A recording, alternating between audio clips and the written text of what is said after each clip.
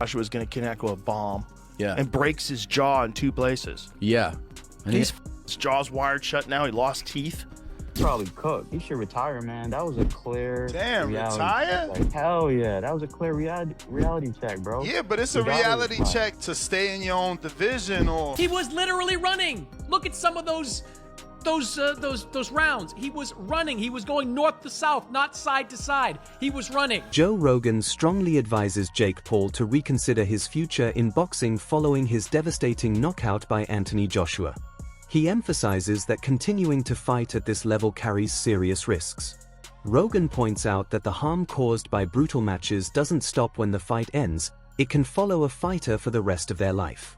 These injuries may impact memory, emotional balance, and overall mental well-being. He cautions that repeated blows to the head can result in lasting neurological damage and long-term depression.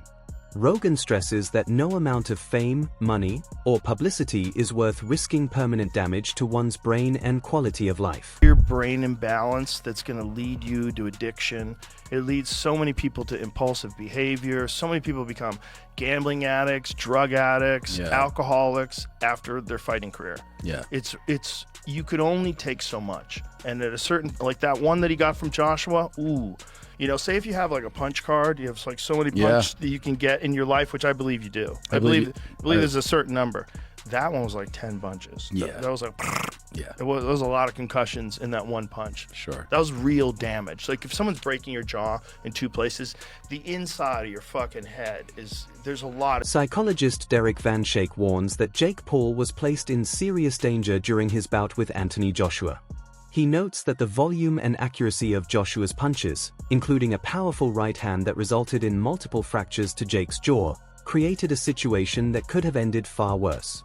As the fight reached its closing moments, Jake's posture and facial expressions reflected intense fear and fatigue, signaling that he understood how severe the situation had become. Trapped and defenseless, he appeared overwhelmed by a level of strength he had never faced before.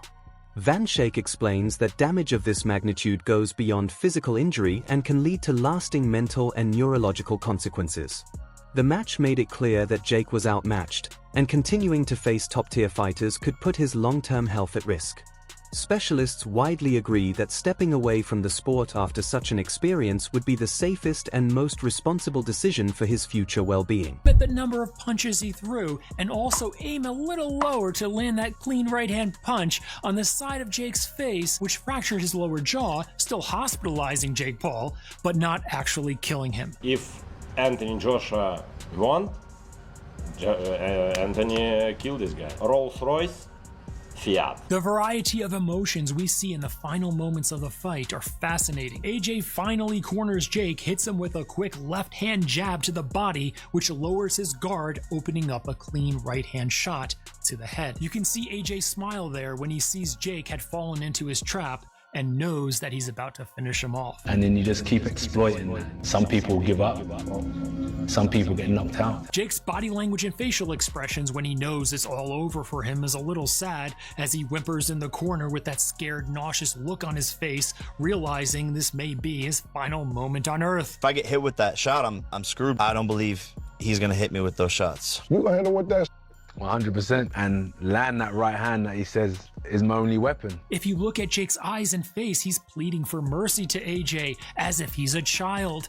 Please don't do this. Some people get knocked out. It's actually quite surreal that the moment many of us were concerned what happened to Jake actually happened in real life. If Jake Paul is left, up against the ropes with Anthony Joshua, unloading on him, could be the end for him, literally. It could be his last day on Earth. Jake Paul was helplessly exhausted, badly beaten, and cornered where AJ could have unloaded a flurry of clean punches on Jake. When he takes that clean right shot from AJ, breaking his jaw in 2 places, and then falls to the ground. And his chin served on a platter, and look at Jake Paul's face. He knew it right away. He said, woo! Some wondered why Jake had that emotion of excitement. Do you know why? When he was cornered by AJ, Jake's amygdala... The boxing community has responded with strong criticism, with many saying Jake Paul has been clearly exposed and should consider ending his career right away. His bout with Anthony Joshua is widely viewed as a wake-up call, highlighting the gap between him and top-level fighters. Commentators and fans note that the knockout and sustained damage he took underline the serious physical and mental dangers of continuing at this level. A large number believe that walking away now would be the wisest decision to safeguard his long-term health and future.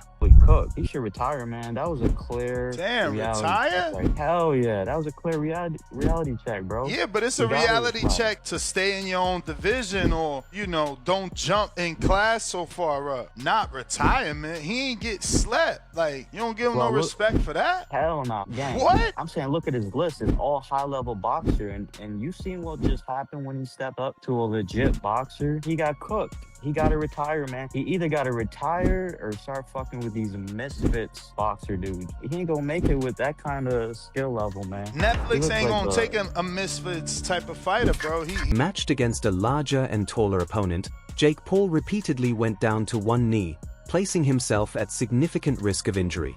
Each fall increased the chance of serious damage, similar to the kind of knee injuries that have previously altered other fighters' careers.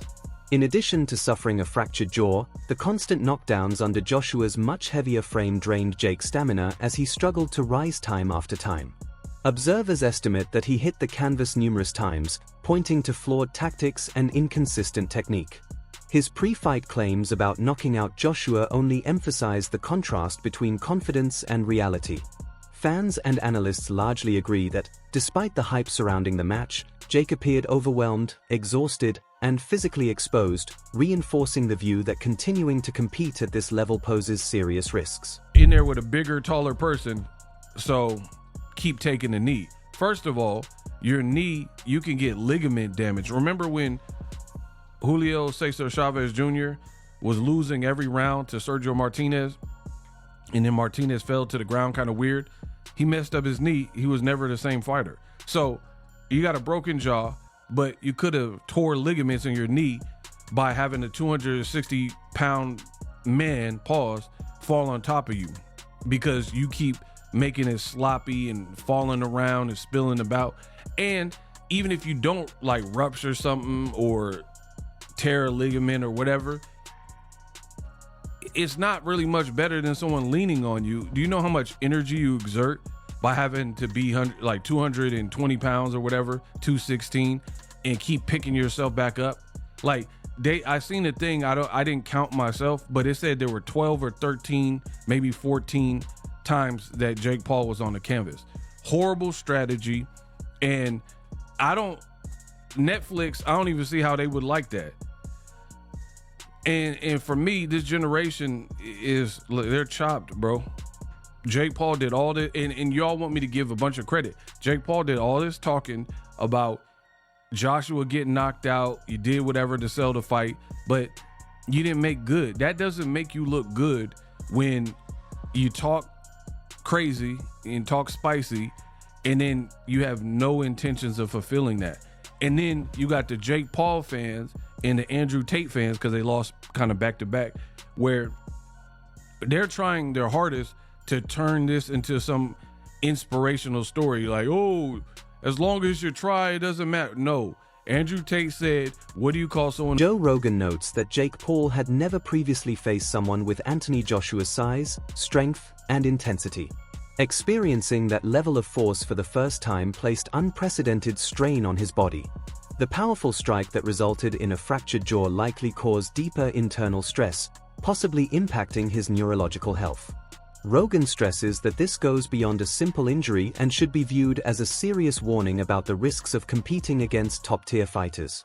He cautions that damage from encounters like this can extend far beyond what is immediately apparent and may have lasting effects. I'm sure he could make 190. Yeah. Anthony Joshua's gigantic. So big. He's so big. He's so much bigger. So, of course, like, his punch that he knocks Tyron Woodley out cold with, Joshua just eats it. Yeah. Because he's a giant. Yeah. He's a fucking giant man. So big, dude. He's so big. I give Jake so much credit for stepping into that ring. Bro, he got hit with a bomb, a right-hand bomb. When he got hit with that too, I don't know if enough has been made of the fact that, I mean, it was absolutely devastating. But the fact that he had awareness immediately to go like, Like he looked at the crowd he's like, oh shit, like wow. He goes, it wasn't like cracked. I think he went into that fight knowing that was probably going to happen, and ultimately, the big win for him would be that he was even willing to do it, and that he could do well for a. Joe Rogan explains that Jake Paul had never been tested by an opponent with Anthony Joshua's sheer size, power, and intensity. Absorbing that kind of force for the first time put an extreme toll on his body. The punch that broke his jaw was not just a surface injury but may have caused deeper internal harm, including potential effects on brain function. Rogan emphasizes that this moment should be taken as a serious red flag, not just another injury. He warns that stepping into the ring with elite-level fighters carries risks that can linger long after the fight is over, with consequences that aren't always immediately visible. Boxer who had a 12-1 record, well, he's 12-2 now, lost against the two boxers that was young and healthy and who trained boxing and not from a different sport or over the hill or retired, okay? You treat him like a boxer. Stop calling him a YouTuber. Stop calling him, because this is what they're doing now. We saw all the predictions. Y'all didn't see the predictions where everybody was shitting on Anthony Joshua and not putting respect on his name, acting like he's going to get knocked out? Tyson Fury said it. Oscar De La Hoya said it. Drake put $200,000 on Jake Paul. Nate Diaz said Anthony Joshua was going to get knocked out. David Hay picked Jake Paul. Let's not forget, right at the press conference, they went on the whole panel and asked who would win, Anthony Joshua or Jake Paul. And everybody was saying Jake Paul. Ridiculous. We're going to get into the disrespect of Anthony Joshua. So let's treat him like a real fucking boxer. Because he is. Well, I said once, this is what I told everybody. Once he actually fought Tommy Fury, who was the first boxer he fought. Once he fought a boxer, win or lose, I said, now I count him as a professional boxer. I'm not counting you as a professional boxer when you're fighting NBA players, other YouTubers, MMA fighters who are even just fucking wrestlers and BJJ practitioners like Ben Askren and AD. The idea that Jake Paul could defeat Anthony Joshua is described as completely unrealistic. According to Shab, there was never a genuine path to victory for Paul, no matter how much debate fans created. While some supporters argue that any fighter has a puncher's chance, Shab dismisses this as a misunderstanding of professional boxing. Against an elite heavyweight like Joshua, that concept simply doesn't apply. The differences in size, power, experience, and technical skill are overwhelming. Even if Jake hits hard for someone around 200 pounds, that power does not compare to top-tier heavyweights on the world stage. Shab explains that a more honest way to frame the matchup would have been asking whether Paul could survive the fight without being stopped, rather than promoting an unlikely win. Avoidance, movement, and damage control would have been the only realistic approach. Any suggestion that Paul could dominate or land decisive shots created false expectations and distorted the reality of elite-level boxing. The way this should be marketed is not, can Jake Paul beat Anthony Joshua? That's insane. That's not real. That's not real in any facet. There was never a chance. There's never a chance. And the Jake Paul fans, and I was getting this a ton from DMs and comments going, well, everyone has a puncher's chance. That's an uneducated opinion. A puncher's chance, yes. If they're in a bar and Anthony Joshua's there at the pub and Jake Paul were to sneak up behind him and hit him in the back of the head or, in the side or something, maybe, even then, he's a little light in the ass, but maybe that's a puncher's chance. In a professional bout where a professional fighter at the level of Anthony Joshua is at, and he is going into a ring knowing and expecting to get hit, there is no puncher's chance when there's that much discrepancy in talent level. There's not, especially when the size difference. And some of you will say, Jake Paul hits hard. To you, yes, to you. But also, Jake Paul hits hard for a 200-pound man. He wouldn't even measure in the top 1,000 professional heavyweight boxers in the world as far as the strength knockout meter, if there is such a thing. It's not possible. So A lot of you were tuning in for saying, well, he has a puncher's chance. That's not real. That doesn't exist here. And now they could do this, but I don't think it's going to get the same amount of views, but it would set expectations. If when this fight was announced, Jake Paul's team said, hey, we're fighting Anthony Joshua.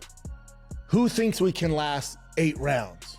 Who thinks we can go all 8 rounds? Who thinks Jake Paul can go 8 rounds? Sugar Sean points out that Jake Paul showed real confidence by promoting the fight and stepping into the ring with an Olympic-level boxer like Anthony Joshua. He explains that facing an opponent of Joshua's stature demands confronting intense fear and pushing through serious mental barriers. Despite understanding the danger, Paul genuinely believed he had a chance, committing fully to that mindset. Sean highlights the tactical approach behind the matchup, including using an oversized ring to rely on speed, create distance, disrupt Joshua's rhythm, and look for calculated openings. Although Paul managed to connect with a few solid punches, Joshua's size, durability, and experience allowed him to withstand them. Sean emphasizes that simply attempting to execute this plan required bravery, discipline, and preparation, not luck. Got in the ring. Jake was shooting double legs too. Shooting double legs, nice duck ones unders. with ankle picks, duck unders. But dude, God, I see so much people talking shit on the fight, which, dude, what the fuck did they expect? Like, Jake was hyping himself up, saying he's gonna win. Dude, that's self-belief. He needed that to go in. He needed that to get himself into the ring. You know what I'm saying? He just needed that. What do you think about the sticking the tongue out? Dude, he's a showman. This is a fucking YouTuber that switched to pro boxing. Yep. And he's fighting Anthony fucking Joshua. He made $90 million. $7.5 million per minute. Nate Diaz says, that boy don't work hard enough. This girl in the UFC said, Jake Paul shot more double legs in boxing match than I did in my UFC career. Ryan Garcia said, he's a runner, he's a track star. Aljamain said, this is a clown show. Josh Hammond said, dude, it's like, what did they expect? They expect him to go in there and look like a clean fucking Floyd versus Manny Pacquiao. Two of the, you know what I mean? It's like, what the fuck? You see the aftermath, like his jaw and everything? Fuck. Jake Paul's broken jaw. Jake has to get wired shut for 7 days or something like that. Yeah, like titanium Tim had to do plates. 7 weeks. Yeah, Tim says that was the worst thing he's ever gone through. 7 weeks. Tim broke his jaw in Montana. Tried to go to the hospital. Hospital said the surgeon's out of town. So now he has to. So he's fucking goes like a week without even getting surgery. At least Jake was able to probably get it like next day, that same day. But it's like all the people hating on Jake. It's crazy. Connor said Jake is stupid and will be altered permanently from this bout. I look at it. It's inspiring seeing what he does, because I know how much like he's putting in work. He's doing legitimate fight camps. He's doing sparring. He's doing rounds. He's eating. He's doing everything. And Sergio Mora shares his frustration with how the Jake Paul-Anthony Joshua fight unfolded. He notes that Paul spent much of the bout moving straight in and out, with very little side-to-side motion, which limited Joshua's ability to land cleanly. Mora also points out that when Joshua managed to trap Paul near the ropes, he didn't consistently attack the body or fully capitalize on his physical advantages. Observers mentioned that Paul often leaned into Joshua during clinches, which made Joshua appear more hesitant than he actually was. Mora emphasizes that Joshua's performance shouldn't be overly criticized, explaining that when a smaller opponent avoids engagement, it can make even top heavyweights look less effective. He contrasts this with matchups involving skilled fighters, where movement and defense are part of a larger tactical battle. Mora concludes that Paul relied heavily on a single overhand right, which connected once but had minimal impact, ultimately revealing the limitations in his overall approach. Like, to your point, Jake Paul wasn't so much moving laterally all the time. He was literally running. Look at some of those rounds. He was running. He was going north to south, not side to side. He was running. Anthony Joshua should have been able to cut the ring off. And the times that AJ had Jake Paul cornered, he couldn't get shots off. He wasn't going to the body. He wasn't using his superior size on Jake. Like, I heard Nikisa Badarian say afterwards that AJ was leaning on Jake. Come on. Like, Jake was leaning into AJ, falling into AJ, and that's why those clinches were taking place. AJ is purportedly one of the best heavyweights in boxing. AJ believes he's on the level that he should challenge Tyson Fury. That wasn't the kind of performance that makes me believe Anthony Joshua is still a high-level heavyweight. Well, you're wrong again. Anthony Joshua didn't look great because he wasn't allowed to look great. When you're in there with a smaller fighter that refuses to engage, refuses to box, to fight, he's running. Think of Canelo Williams' school. Canelo didn't look good, and he got accused of not being able to. Okay, can I just 1 second? 1 second. I knew you were going to go there. Oh, Williams' school is or was an undefeated 168-pounder with a deep amateur background. Jake Paul is a guy who lost to Tommy Fury with no amateur background. So don't compare the two. Don't compare Williams' school to Jake Paul. It's not the same thing. No, but I can compare a man running for his life and a month. That wraps up today's video. Thanks for watching, and be sure to stay tuned for more updates. See you next time. 5.